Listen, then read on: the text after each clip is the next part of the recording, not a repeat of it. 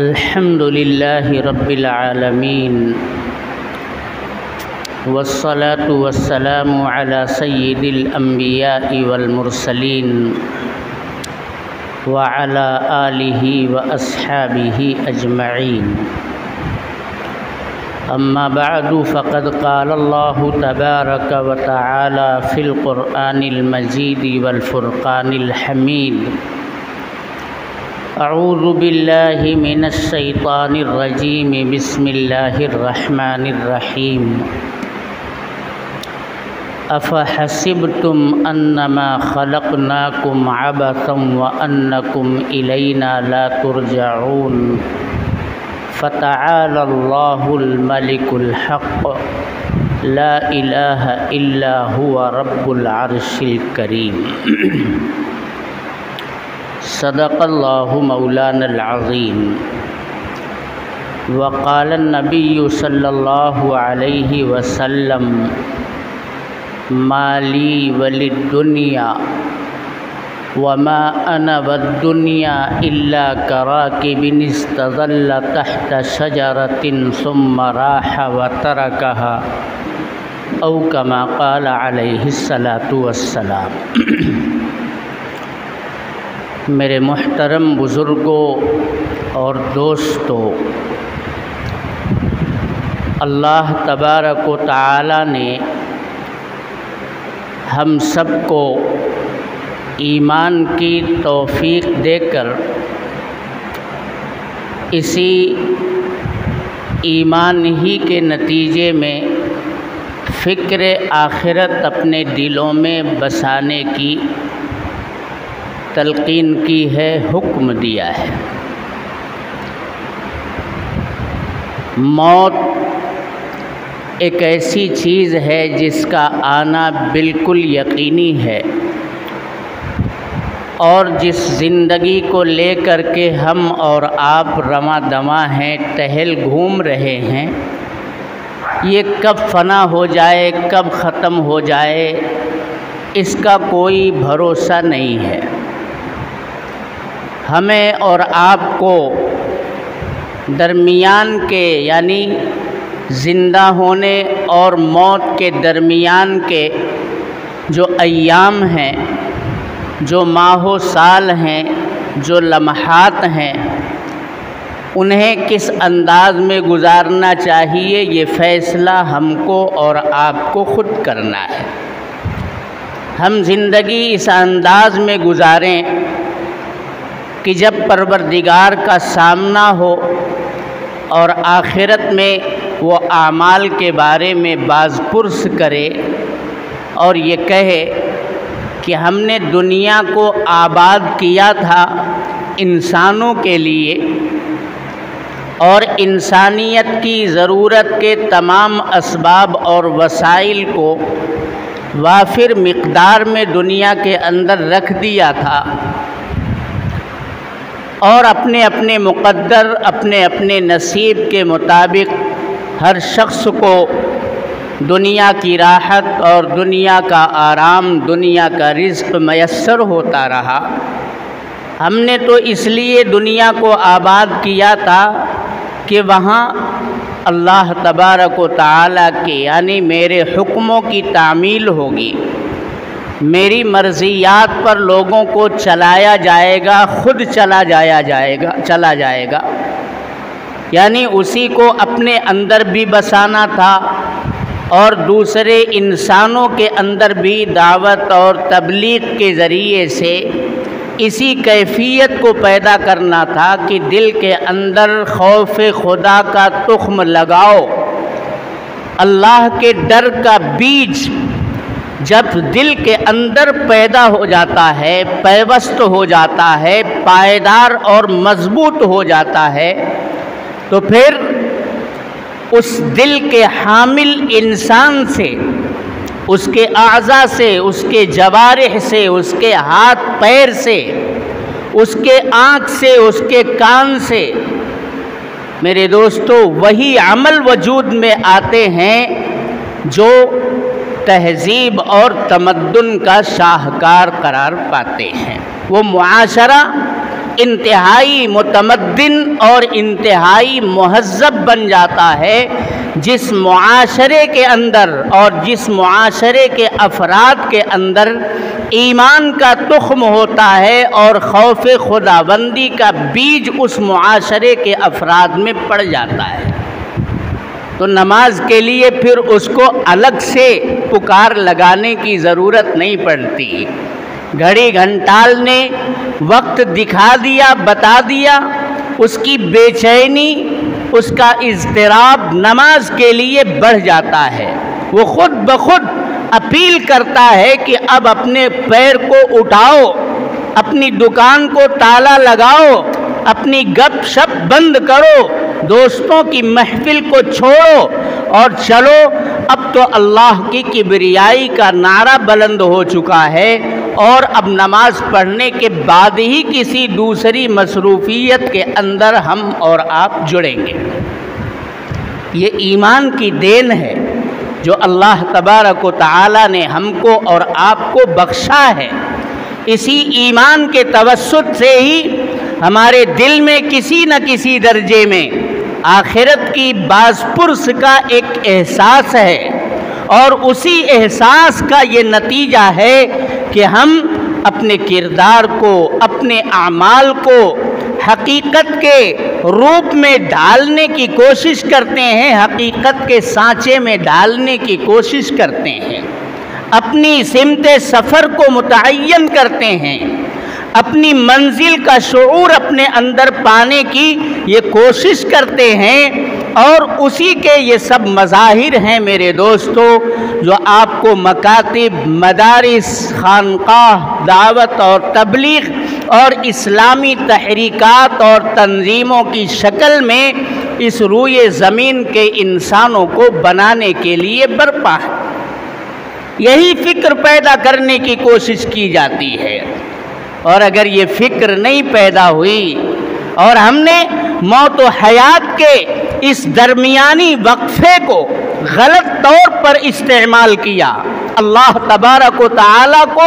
ناراض کرنے والی باتوں میں لت پت رہے، گناہوں کے اندر مبتلا ہوتے رہے، نیکیوں سے ہم نے کوئی رشتہ ناتا نہیں جوڑا، تو میرے محترم بزرگوں اور دوستوں، ہم اپنے پروردگار کے سامنے قیامت کے دن کیا منہ دکھائیں گے جس نے اپنی اس آبادی کو عبادت سے بھرنے کے لیے اور اللہ کی مرضیات کو نافذ کرنے کے لیے، نامرضیات سے انسانوں کو روکنے کے لیے ہمیں اس دنیا کے اندر برپا کیا تھا، پیدا کیا تھا۔ جناب محمد الرسول اللہ صلی اللہ علیہ وسلم میرے دوستو ہمیشہ اسی فکر کے اندر سرشار رہتے تھے کہ اللہ نے انسانیت کو جہنم کے دہانے سے بچانے کے لیے اور جنت کے دروازے تک پہنچانے کے لیے جو نظام لے کر کے مجھ کو بھیجا ہے، کس طرح سے میں ایک ایک انسان کے دل پر دستک دوں اور اسے فکر آخرت سے روشناس کراؤں اور اس کی جو بدنما زندگی ہے اس سے نجات دلا کر کے خوبصورت اور خوشنما زندگی کس طرح سے اس کو عطا کر سکوں، یہی فکر نبی اکرم صلی اللہ علیہ وسلم کو ہمہ وقت دامنگیر رہتی تھی۔ اور اب آپ کے بعد اس روئے زمین کے اوپر کوئی نبی نہیں آئے گا، کوئی پیغمبر نہیں آئے گا، وہ فکر آپ صلی اللہ علیہ وسلم نے اپنی امت کو دے دیا ہے کہ جو کام میں کر کے گیا ہوں، ارے میں اگر چاہتا تو میرا پروردگار دنیا کے اندر کیا مجھے نہیں نوازتا؟ حدیث پاک کے اندر آتا ہے کہ اللہ تبارک و تعالی نے پیغمبر کے سامنے پوری وادی بطحا کو سونے کی شکل میں پیش کیا کہ اے محمد یہ آپ کے لیے ہے اگر آپ کو پسند ہو۔ آپ علیہ الصلاۃ والسلام نے ارشاد فرمایا لا یا ربی، میں ہرگز اس وادی بطحا کو سونے کی شکل میں، مال کی شکل میں قبول کرنا پسند نہیں کرتا ہوں، مجھے تو پسند یہ ہے کہ ایک دن پیٹ بھر کر کے کھاؤں اور تیرا خوب شکر ادا کروں، تو نے مجھے رزق فراہم کیا، اور ایک دن خالی پیٹ سو جاؤں اور صبر کروں، اپنے پروردگار کے فیصلے کے اوپر اپنی رضا کا اعلان کروں،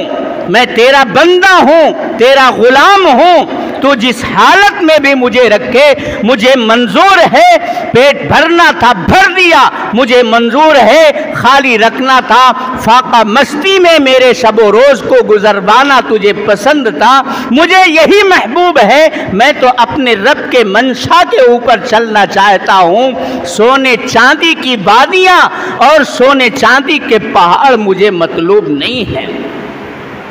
ایک مرتبہ سیدنا عبداللہ ابن مسعود رضی اللہ تعالی عنہ جناب محمد الرسول اللہ صلی اللہ علیہ وسلم کی بارگاہ میں پہنچتے ہیں، آپ کو دیکھتے ہیں کہ ایک چٹائی کے اوپر، کھجور کے چھال سے بنی ہوئی چٹائیاں ہوتی تھیں، آپ اس کے اوپر بغیر کسی بستر کو بچھائے ہوئے لیٹے ہوئے ہیں۔ آپ کی فروتنی دیکھیے، آپ کا انکسار دیکھیے، آپ کی تواضع دیکھیے، آپ تو اتنے متواضع تھے کہ وہ صحابہ کرام کی جماعت میں کوئی اونچی جگہ تلاش کر کے بیٹھنا پسند نہیں کرتے تھے، بلکہ حلقہ لگا ہوا ہے، آپ آ کر کے حلقے میں شامل ہو جاتے تھے، اس حلقے کی بھی جو اچھی جگہ ہوتی تھی اس کی تلاش میں نہیں، اگر آپ بعد میں پہنچے تو ایک کنارے آ کر کے بیٹھا کرتے تھے، اور یہی مجلس کا ادب بھی ہوتا ہے کہ اگر آپ کسی مجلس کے اندر پہنچیں تو لوگوں کو پھناکتے ہوئے، ان کی گردن پر پیر ڈالتے ہوئے آپ آگے بڑھنے کی کوشش نہ کریں، آپ کتنے ہی ترم خواہ ہیں، کتنے ہی بڑے ہیں، جب مجلس پہلے سے لگی ہوئی ہے تو آپ کو جہاں جگہ ملے وہاں پر بیٹھ جائیے، یہی اسلامی ادب ہوا کرتا ہے۔ آپ علیہ السلام نہایت متواضع تھے، آپ منکسر المزاج تھے، آپ کے اندر عاجزی تھی، تکبر، ریاکاری، میرے دوستو یہ ساری باتیں آپ علیہ السلام کے اندر نہیں تھی۔ جس کا ایمان جتنا مضبوط ہوتا ہے اس کے دل کے اندر اتنی ہی زیادہ فکر آخرت کی ہوتی ہے، اور جب آخرت کی فکر دل کے اندر، خوف خدا بندی دل کے اندر پیوست ہو جاتا ہے تو پھر اس کے اعمال و اقوال میں میرے دوستو تضاد نہیں پایا جاتا کہ وہ لوگوں کے سامنے بیان کچھ کرتا ہے، ایسی باتیں کہتا ہے کہ انہیں لوگ آب زر سے لکھنا پسند کرتے ہیں، یا وہ جب کسی کتاب کی تصنیف کرنے کے لیے بیٹھتا ہے تو اتنے خوبصورت اصول مقرر کرتا ہے وہ زندگی گزارنے کے کہ خود اسے بھی وہ باتیں ہیں اور دنیا بھی ان کے اصول کو مانتی ہے، لیکن جب عملی زندگی میں اس کو ناپا پرکھا اور تولا جاتا ہے تو پھر وہ یہ نہیں دیکھتا کہ میرا عمل حق کے مطابق ہونا چاہیے، بلکہ حق کو وہ اپنے مطابق ڈھالنے کی کوشش کرتا ہے۔ یہ تو مفاد کی بات ہو گئی، غرض پرستی کی بات ہو گئی۔ یہ کیا ہوا کہ لکھنے میں تو تم یہ لکھتے ہو کہ ہمارا ہر عمل حق کے مطابق، اللہ کی پسند اور اس کی مرضی کے مطابق ہونا چاہیے، لیکن جب عملی زندگی میں دیکھا جاتا ہے تو آپ حق کو اپنے مفاد اور اپنی غرض کے مطابق ڈھال دینے کی کوشش کرتے ہو۔ یہی وجہ ہے میرے دوستو اس دنیا کے اندر انسانوں میں ٹکراؤ کا، انسانوں میں ایک دوسرے سے آگے بڑھنے کی جو فکر پیدا ہوئی اور اس کے نتیجے میں روئے زمین انسانوں کے فسادات سے بھرتی جا رہی ہے، یہی وجہ ہے کہ خدا کے بنائے ہوئے جو اصول ہیں وہ تو تمام انسانیت کے لیے مساوی حقوق دیتے ہیں، برابر کا حق دیتے ہیں، لیکن انسان ان اصول کے اوپر چلنے کے لیے تیار نہیں ہے، بلکہ پہلے وہ عمل کر لیتا ہے، اللہ کی مرضی شامل ہے یا نہیں، پھر اس کے بعد اس کو حق بتانے کی کوشش کرتا ہے۔ میرے دوستو، عدالتوں کے چکر کاٹتا ہے، یہ صورتحال پیدا ہو، خوف آخرت جاتا رہا تو اس کی بنیاد پر ہمارے کام میں، ہمارے عمل میں میرے دوستو یہ کجی اور ٹیڑھا پن پیدا ہوا۔ اللہ اور اس کے رسول کے احکام اور مرضیات کی اطاعت گزاری کی ہمارے دلوں کے اندر سے کیفیت نکل گئی، اس کی اہمیت جاتی رہی۔ تو جو عمل ہم کرتے ہیں اسے ٹھیک سمجھ کر کے کرتے ہیں، اور پھر انہی کو دلائل کی روشنی میں حق ثابت کرنے کی کوشش کرتے ہیں۔ حالانکہ عمل سے پہلے، اقدام سے پہلے ہمیں معلوم کرنا چاہیے کہ یہ ہمارا عمل درست ہے یا نہ درست ہے۔ عمل کے بعد حق کو اپنے عمل کے مطابق ڈالنے کی یہی کوشش ہمارے درمیان جھگڑے کا، تنازعات کا، رگڑے کا سبب بنتی۔ تو جناب محمد الرسول اللہ صلی اللہ علیہ وسلم اللہ کے منشا کو اور اس کی مرضی کو پوری دنیائے انسانیت کے سامنے پیش کرنے والے تھے۔ آپ کے قول و عمل میں تضاد نہیں تھا، آپ کے قول و عمل میں ٹکراؤ نہیں ہوتا تھا، کوئی منافقت نہیں تھی، کوئی ریا، نمائش اور نمود نہیں تھا۔ جو کہتے تھے وہ کرتے تھے، اور یہی وہ اپنی امت سے چاہتے تھے۔ جناب محمد الرسول اللہ صلی اللہ علیہ وسلم کی صحبت میں بیٹھ کر کے جن صحابہ کرام نے استفادہ کیا، آپ ان کی زندگیاں اٹھا کر کے دیکھیے، آپ کو یہ ماننا پڑے گا الصحابۃ کلہم عدول۔ صحابہ کرام یہ سب کے سب اسلام کے پیروکار ہیں، ان کے سامنے اللہ کا حکم اور نبی اکرم صلی اللہ علیہ وسلم کی سیرت اور سنت سب سے مقدم رہتی تھی۔ عمل یہ بعد میں کرتے تھے، پہلے آئینہ قرآن اور سنت میں اسے جانچ لیتے تھے، پرکھ لیتے تھے کہ کہیں اس عمل میں غل و غش تو نہیں، گرد و غبار تو نہیں، گندگی تو نہیں، انسانی حقوق کی پامالی تو نہیں ہو رہی ہے، اللہ تو اس عمل سے ناراض نہیں ہو رہا۔ پہلے اس کو پرکھتے تھے، اس کے بعد اس عمل کے اوپر وہ کھڑے ہوا کرتے تھے۔ حضور نے کبھی میرے دوستو اس دنیا کو نہ اپنے اوپر چھانے دیا اور نہ اپنی امت کو آپ علیہ السلام نے اسی دنیا کے اندر سرمست ہو کر زندگی گزارنے کی اجازت دی۔ آپ نے دنیا کو فانی بتایا۔ آپ کہا کرتے تھے کہ اگر سب سے زیادہ ڈراؤنی جو قرآن کے اندر آیت ہے اسے آپ سیکھنا اور پڑھنا چاہتے ہو تو پڑھو سورہ زلزال کے اندر، فَمَن يَعْمَلْ مِثْقَالَ ذَرَّةٍ خَيْرًا يَرَهُ وَمَن يَعْمَلْ مِثْقَالَ ذَرَّةٍ شَرًّا يَرَهُ۔ اس دنیا کو سب کچھ مت سمجھو کہ جیسا چاہا ویسے اس دنیا کے اندر زندگی گزار لی، کسی کا مال ہڑپ لیا، کسی کے گریبان پر ہاتھ ڈال دیا، کسی کا تمسخر اور مذاق اڑایا، کسی پر تہمت لگائی، بہتان باندھا، زنا کیا، بدکاری کی اور گندگیوں کے اندر گرفتار ہو کر کے زندگی گزار دی۔ یہ مت سمجھو کہ یہ زندگی، یہ جو عارضی موت کا ایک کرشمہ آنے والا ہے اس پر ختم ہو جانے والا نہیں۔ ایک بار زندہ ہو گئے تو اب مرنا نہیں ہے، مرحلے بدلتے ہیں۔ آپ اس دنیا سے نکل کر کے قبر کی آغوش میں پہنچیں گے، برزخ میں ہوتے ہوئے محشر تک پہنچیں گے، اور محشر میں اپنے پروردگار کے سامنے کھڑے ہو کر کے اپنے ایک ایک عمل کا حساب پیش کرنا ہے۔ یہ دنیا سب کچھ نہیں ہے، اس دنیا کی لذتوں کو ایک دن فنا ہونا ہے، اس کے تمام راحت اور اسباب آپ اسی دنیا کے اندر چھوڑ کر کے جانے والے ہیں۔ حضرت شقیق بلخی کے ایک شاگرد سے انہوں نے پوچھا کہ تم نے 33 برس میری صحبت میں گزارا ہے، تم نے مجھ سے کیا سیکھا؟ انہوں نے کہا صرف 8 باتیں سیکھی میں نے، 8 بات، صرف 8 باتیں سیکھی۔ کہا 33 سال کا اتنا لمبا عرصہ گزر گیا، تم نے صرف 8 باتیں سیکھی، تم نے تو بہت بڑا وقت اپنا ضائع کر دیا۔ اچھا کیا 8 باتیں سیکھی؟ ان میں سے پہلی بات جو بتایا میرے دوستو، اگر وہی بات ہمارے اور آپ کے اندر پیدا ہو جائے تو پھر ہم اور آپ کامیاب ہو جائیں گے، آخرت میں ہمارا بیڑا پار ہو جائے گا۔ وہ کہتے ہیں کہ ہم نے آپ کی صحبت میں رہ کر کے،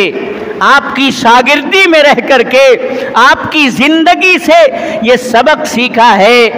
کہ دنیا کے اندر آنے والے ہر شخص کا کوئی نہ کوئی محبوب ہوتا ہے، اور جب اس کا انتقال ہوتا ہے تو وہ اپنے محبوب کو چھوڑ کر کے اس دنیا سے چلا جاتا ہے۔ کسی کے نزدیک مال محبوب ہوتا ہے، مال چھوڑ کر کے چلا گیا۔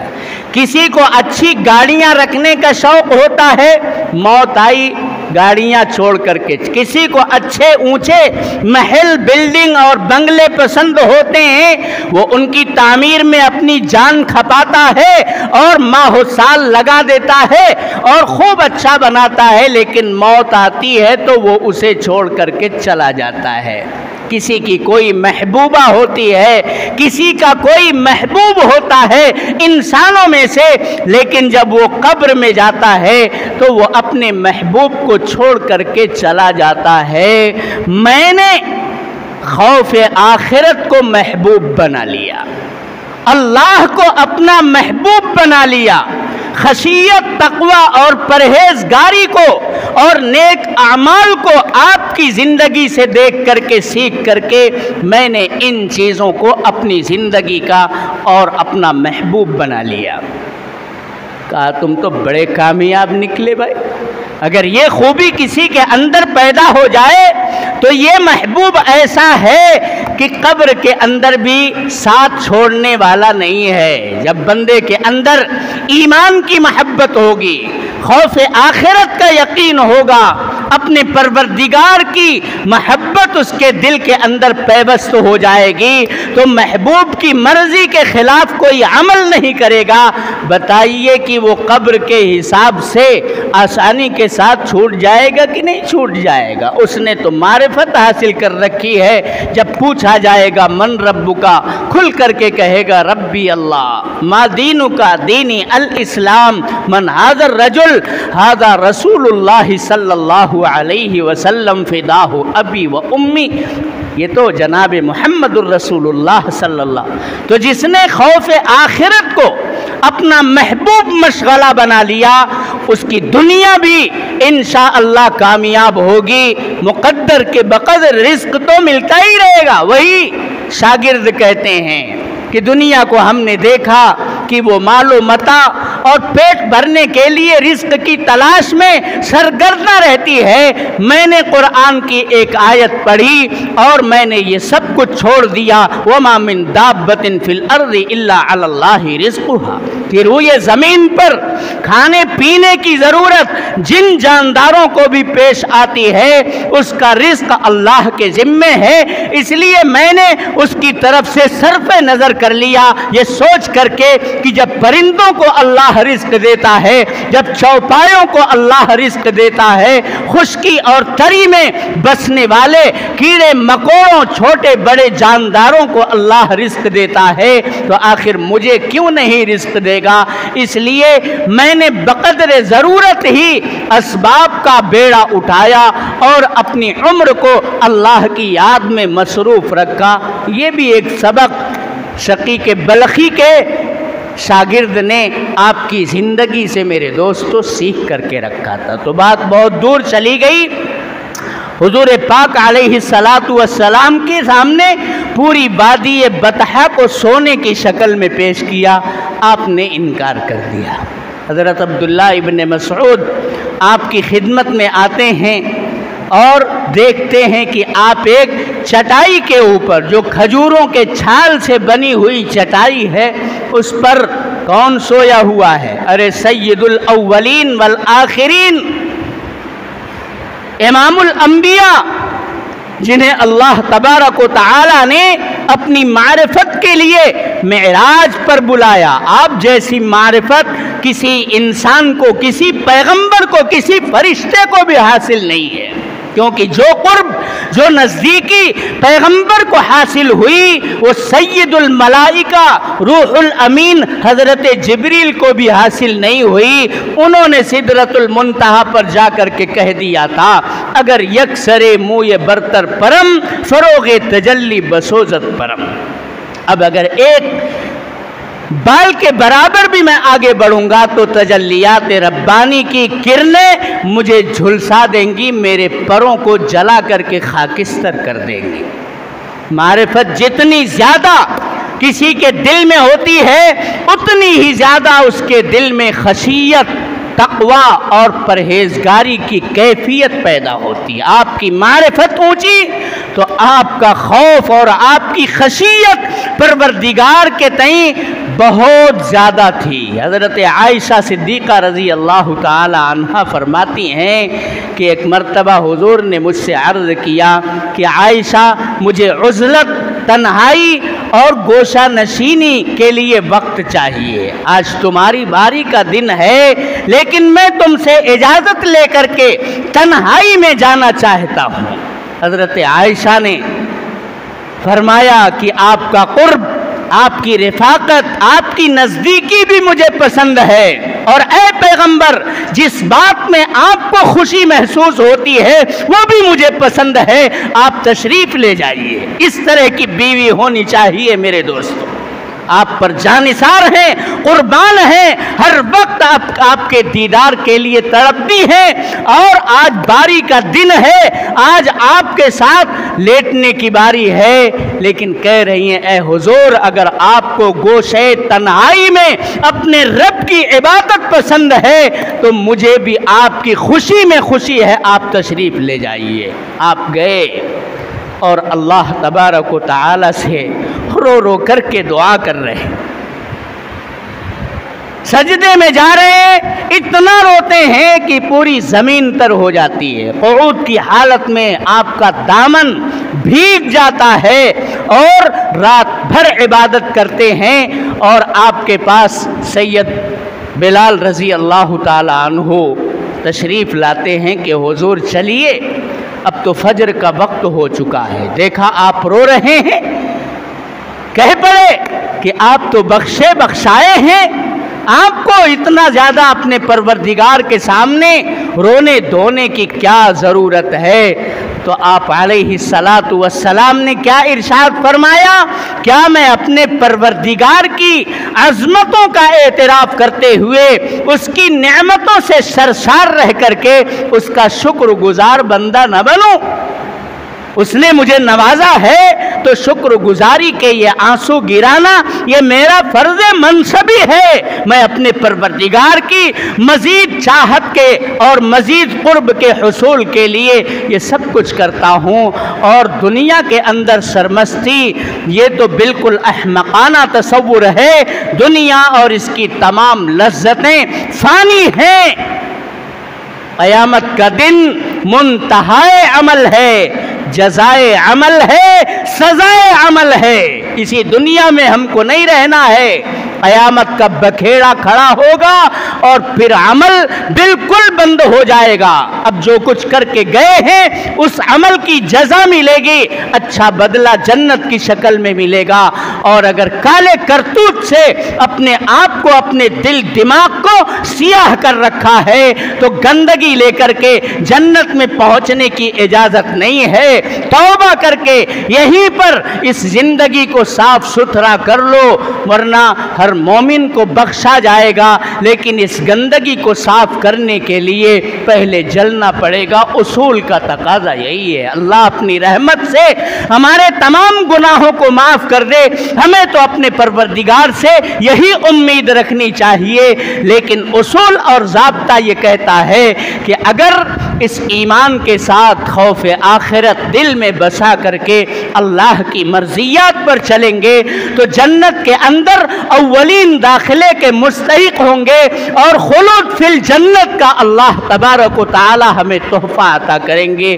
ورنہ میرے دوستو گاڑی پھنس سکتی ہے۔ ان تعذبهم فانهم عبادك وان تغفر لهم فانك انت العزیز الحکیم۔ رات بھر جناب محمد الرسول اللہ صلی اللہ علیہ وسلم اس آیت پہنچ کر کے روتے رہے، پڑھتے رہے، اے اللہ یہ تیرے بندے ہیں، اگر تو اپنے بندوں کو عذاب دے تو تیرا ہاتھ کوئی نہیں پکڑ سکتا۔ وَإِن تَغْفِرْ لَهُمْ فَإِنَّكَ أَنْتَ الْعَزِيزُ الْحَكِيمُ، اور اگر تو ان کے گناہوں کو معاف کر کے انہیں بخش دے، ان کی مغفرت کا اعلان کر دے، تب بھی تیرا ہاتھ کوئی پکڑنے والا نہیں۔ تیری مصلحت تو جانتا ہے، تو عزیز و غالب ہے، تیرے سامنے کسی کو جنبش کرنے کی اجازت نہیں ہے۔ تو حضور نے فرمایا کہ ما انا والدنیا، میں کیا ہوں اور میرا اس دنیا سے کیا واسطہ ہے؟ بس اتنا واسطہ ہے، الا کراکبن، اس سوار کی طرح سے میں اس دنیا سے گزر رہا ہوں جو دھوپ میں چلتے چلتے کسی سایہ دار درخت کے پاس پہنچتا ہے اور لمحے دو لمحے کے لیے وہاں وہ آرام کرتا ہے، ثم راحا، پھر وہ اپنی منزل کی طرف رما دما ہو جاتا ہے، اور اس سائے کو اور دنیا کی لذت کو چھوڑ کر کے پھر چلچلاتی دھوپ میں اپنے منزل اور مقصد کو پانے کے لیے وہ دوڑ بھاگ کرنے لگتا ہے۔ اسی طرح سے میرے دوستو ہم کو اور آپ کو دنیا کی لذتوں میں، دنیا کی راحتوں میں سرمست ہو کر کے اپنی آخرت کو بھولنا نہیں چاہیے۔ ہر وقت اللہ کا دھیان، اس کا تصور اور اس کی گرفت کا احساس اپنے دلوں میں رکھنا چاہیے، تو انشاءاللہ معاشرے میں، سماج میں جو اعمال آئیں گے وہ اچھے ہوں گے، خوبصورت ہوں گے، ہمارا معاشرہ بہترین خوشنما معاشرہ کہلائے گا۔ اللہ ہم سب کو توفیق عطا فرمائے۔ وآخر دعوانا ان الحمدللہ۔